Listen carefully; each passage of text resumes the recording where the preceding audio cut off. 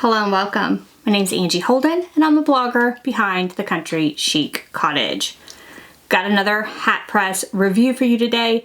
This one is the HTVRont A300 Auto Hat Heat Press. So I have done smaller manual hat presses, and I also have done a very large industrial size hat press. This is the first sort of medium size one that I've done, and I must say I really like it. So you press a button, it auto closes, auto opens. Very, very nice for those of you that want to make hats for your small business and don't want a huge press. This guy will do the job. Also great for those of you that are hobbyists and you really like to make hats.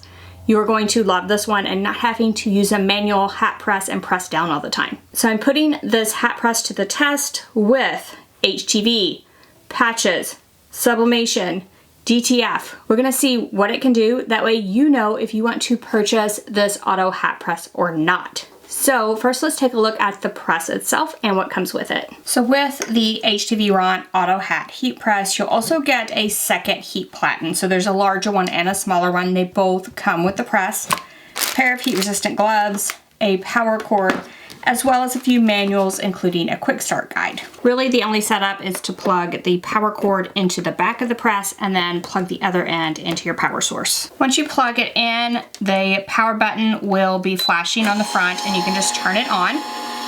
That will lower this bottom platen, and then you can just swing this top out of the way. From here, you can press the temperature button to set the temperature and use the plus or the minus to set the temperature.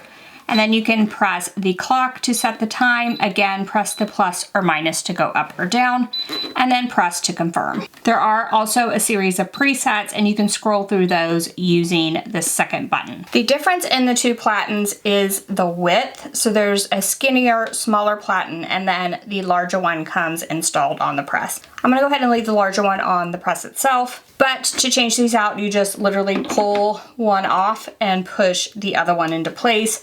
So it is definitely not hard to change the platens. So I want to try out a wide variety of things with this press. So I'm going to do a visor with HTV, and I have a couple different kinds of HTV.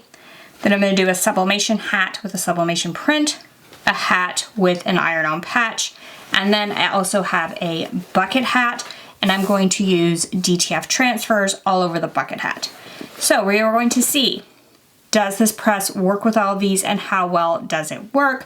So let's head to the press and make our first project. First, I'm going to do this visor, and first of all, I'm going to press some just regular HTV kind of on the side of the visor. So the bill is over here. To operate this hat press, there is a lever here, and I'm going to pull it all the way up.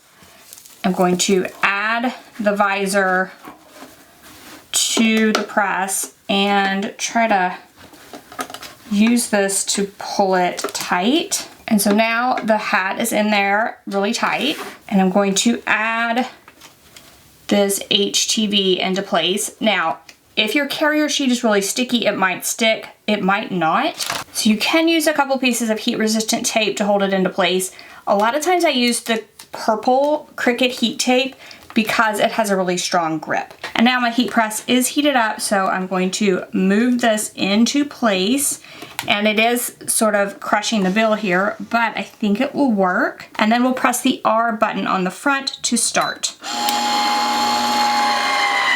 And as you can see, the bottom raises up, and it's going to heat for those 15 seconds. Then once time is up, it lowers down. Now this, you do have to manually move, so we'll just move it off.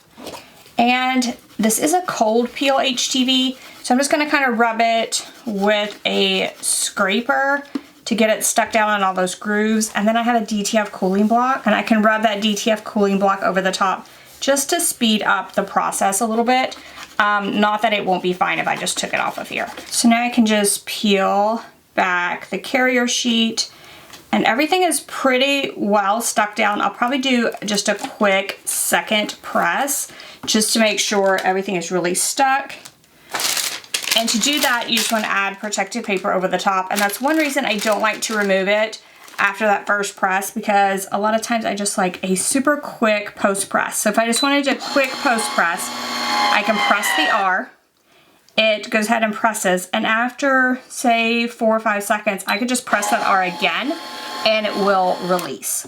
And now I can just remove the paper, and then again, I'll just use this lever, release it, and this HTV is perfect on the side of this hat.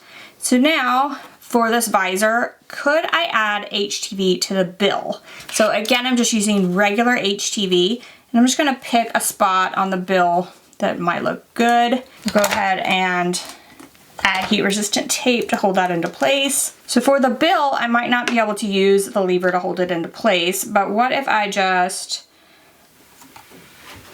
held the hat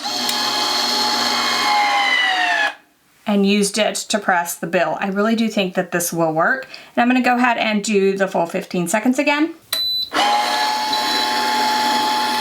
Once that time's up, it looks really good. Again, this is a cool peel HTV, so I'm just going to rub over it. So that is actually not wanting to stick. I'm just gonna leave it on there a few minutes, and we're gonna work on this portion of the visor, and let's just see if after this completely cools. So what happens is the cardboard inside of this bill is staying extremely hot, and the HTV is just wanting to lift right off. So I am going to start working on the next portion of this, and for it we are using a puff HTV. So this is a glitter puff HTV. It does ask for a medium pressure, and we're just going to see if this press will work. Who knows? So I'm just going to locate it into place, use a few pieces of heat resistant tape to hold it down, and then again I am going to use this lever to keep everything really tight. Now this design, I also chose a large design for this so we can see a couple different things. Will it apply medium pressure, and will it heat across this entire surface? So let's just see what happens. So the first press, it says about 2 to 3 seconds, and to peel the carrier sheet. Then after you peel that carrier sheet, we're gonna press again for about 15 seconds. So I think that looks okay for my first press, and I'm just going to do it for about 2 to 3 seconds, lift that up, and I'm just gonna make sure that I rub it, make sure it's stuck down. And it says to peel it warm, so I'm cooling it off just a little bit with my DTF cooling block. And then that looks stuck, so I'm gonna go ahead and peel back the carrier sheet on that. And we're just looking for it just to be stuck down. And everything looks really good, even to the edges. So this really pushes the edges of this. Then I'm just gonna use a piece of protective paper, and I am just gonna kind of tape that into place just so I don't have to hold it. Just a couple pieces. And then I'm just gonna push this up, and now this is the longer press, so we're gonna go the full 15 seconds this time.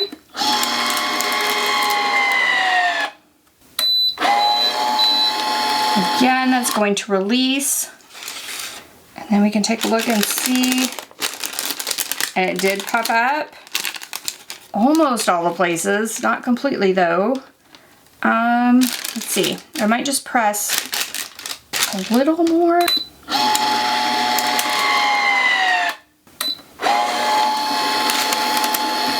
Alright, so after those few more seconds, I'm just going to take a peek, and it looks really good. Alright, so I'm just going to remove that paper, and then we can take a look at this hat overall. And to remove the hat, again, I'll just raise that up to remove. The HTV worked perfectly on the side of the hat. This is just regular HTV, it worked great.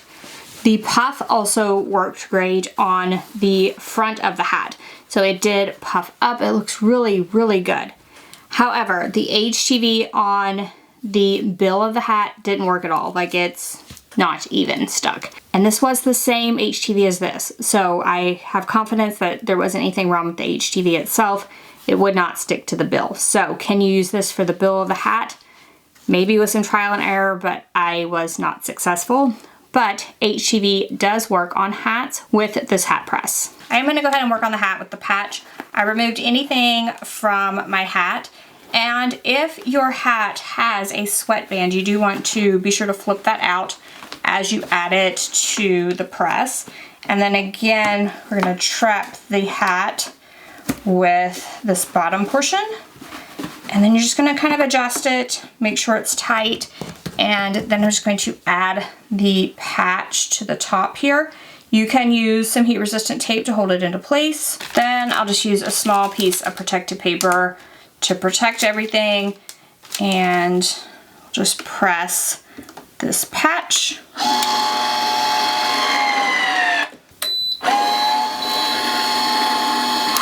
Once that's done, I'll just check, make sure it worked. And you can definitely just press again if your patch didn't work. This one looks absolutely fine, so I'll just remove the heat resistant tape and then we'll take a look at it. So this patch stuck perfectly, and it's a chenille patch. It's fuzzy. It is so cute and perfect on this hat. So this hat press is perfect for patches. And I'm gonna try this bucket hat, and I kind of want an all over design here. So I'm just going to put the DTF prints a variety of locations, and each time I'll just add the hat to the hat press literally the same way as you would for a hat with a bill. You're just doing it for a bucket hat this time. For each of the DTF transfers, I'll just locate them, add some heat resistant tape. If your DTF calls for a pre-press, you can do that before you get started. And then I do add protective paper to mine. It's never a bad idea. And then we'll just press.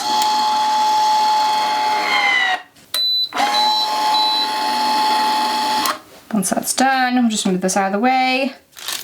And a lot of times DTF is a warm or a cool peel. And again, I just like my DTF cooling block to speed that up. So I'm just going to rub the DTF cooling block on it. And then we'll just check to see if it's stuck down. And it looks so good. And then for DTF, generally you would do a post press for just a few seconds with protective paper over it. So I'll do that for just a few seconds.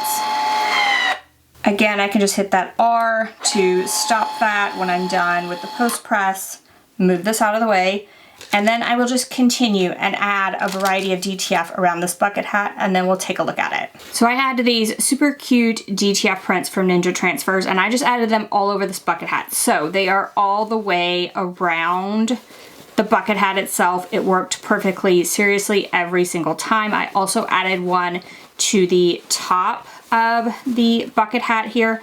So bucket hats and DTF, or DTF on any hat, will work perfectly. This was probably my favorite, was using DTF with this machine, because it worked so well, and it was so easy to do the DTF print. So if you have some DTF prints and you have some hats, highly recommend using them. Next, I want to do a sublimation hat, and this does go up to 400 degrees. I have it set for 385, but I did make sure that it would go up high enough for all of your sublimation needs. Again, we're going to add the hat in the exact same way as every other time. And then I am going to do a quick just pre-press for sublimation. Then just lint roll it off. And I'm going to add a sublimation print here. Add protective paper over that. And I'm going to press 385 degrees, 50 seconds. Once that's done, just remove that paper. And then you might want heat resistant gloves this time. It'll be pretty hot.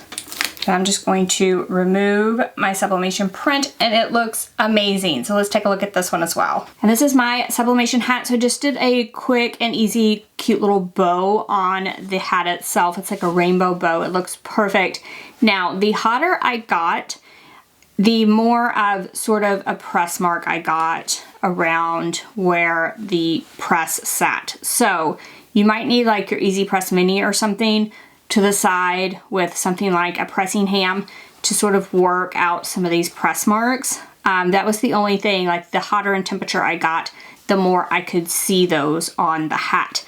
Otherwise, however, it did great with sublimation on the hat. This is perfect. There's no fading. Sometimes you get fading on a hat press around the edges with sublimation because there's not enough heat there, but this one worked really, really well. So you saw me make all of these hats. It did a great job with HTV except for that bill area.